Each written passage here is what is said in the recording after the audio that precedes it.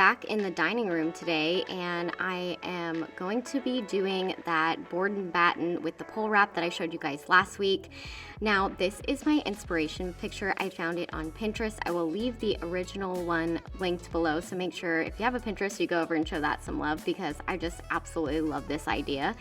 And I started to measure out all of my pole wrap and my trim and started to cut it to size. Now, for the pole wrap itself, I did measure out one piece, and then I kind of used that as a guide, you'll see, to cut the rest of them to the exact same size.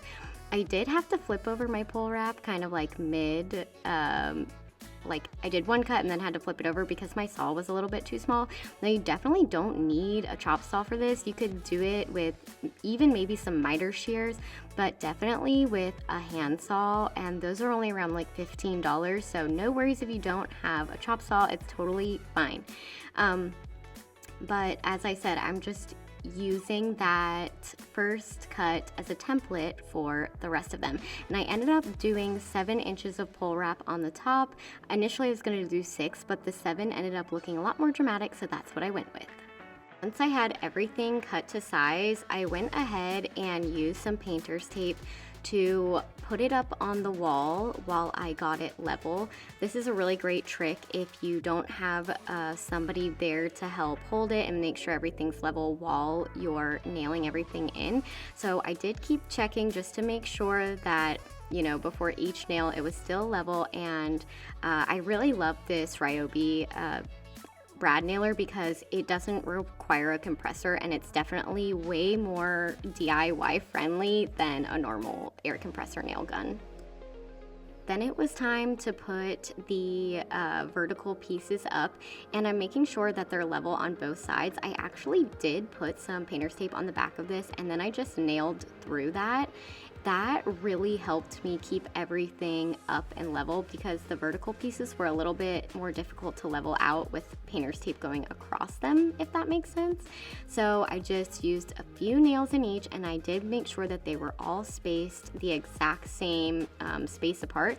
It will definitely depend on your project. I messed around with a few different measurements, and I think I ended up somewhere around 17 inches apart.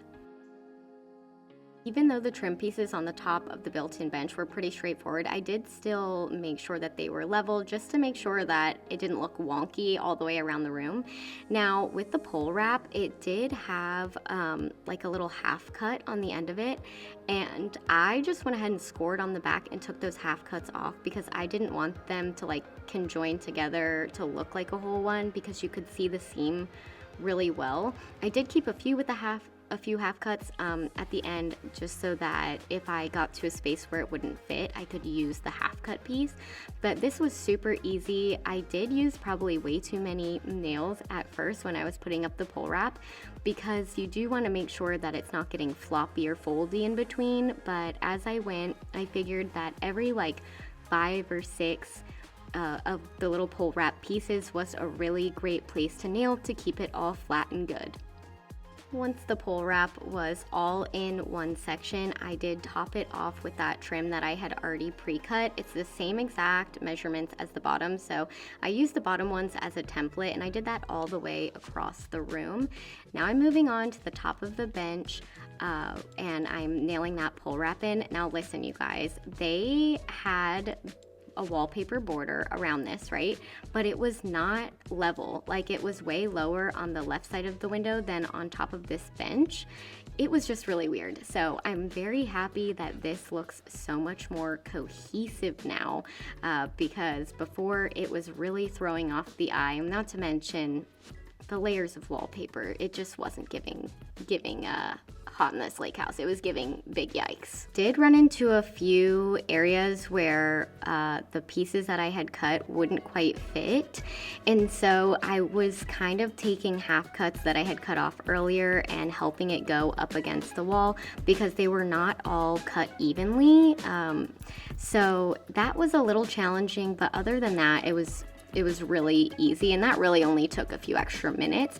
Then I put the border back up and we were on to the last portion.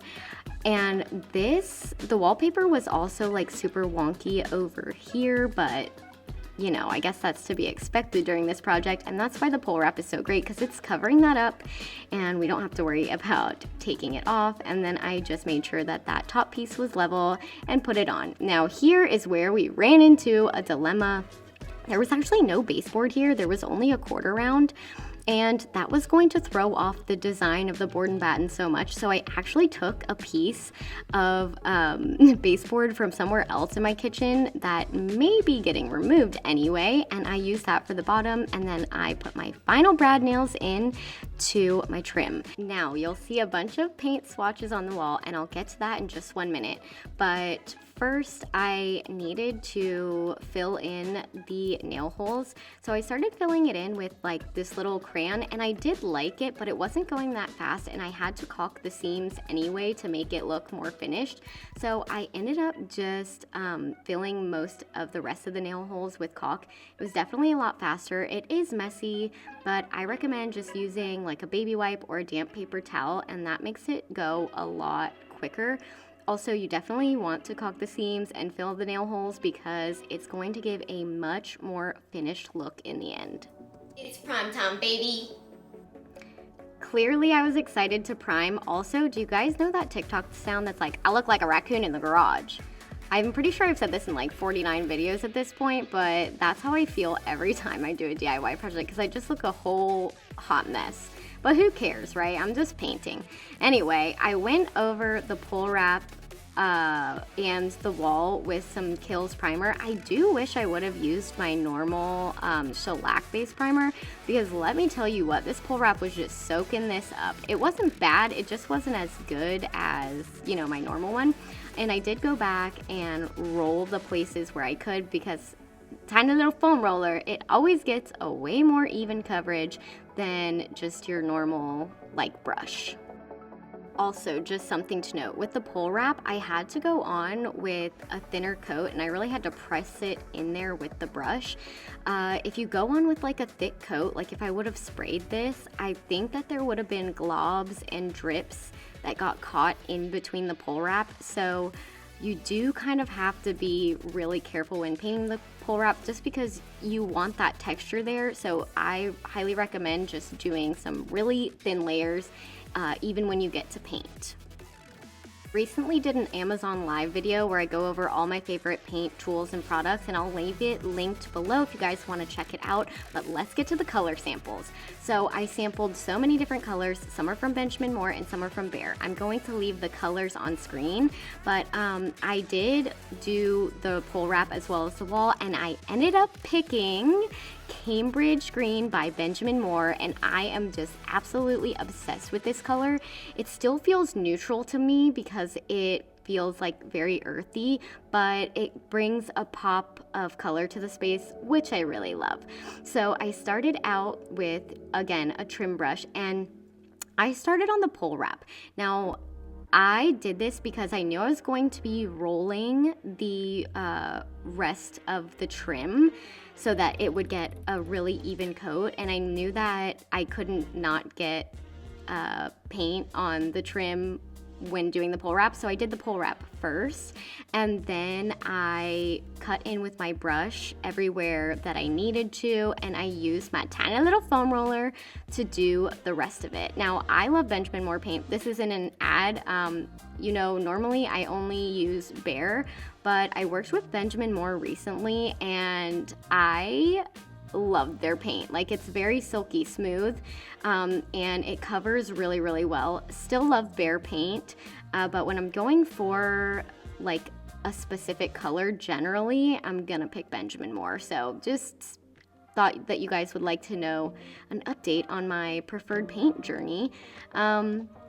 And it's covering really, really well in one coat, and I could have just done one coat, but I ended up doing two, really only because of the pole wrap, because I needed to do super, super thin layers on the pole wrap, more to just get rid of the texture of like the wood, and not the coverage, if that makes sense. But of course that means that I was getting, you know, paint where I had just rolled previously. So just to make sure everything's even, I did do 2 coats. Don't worry, I'm not gonna make you guys watch me do 2 coats of paint. You're only gonna see me do 1, but I just wanted to throw that out there. Now, we still have a lot to do in this dining room, but this modern take on a board and batten wall has already elevated the space so much. I am literally so in love with it. I also did some paintable outlet covers. You'll see them here in a minute. I just think it makes a colored wall look a little bit more cohesive. But I'm gonna show you guys some quick before and afters, and next week will be the reveal.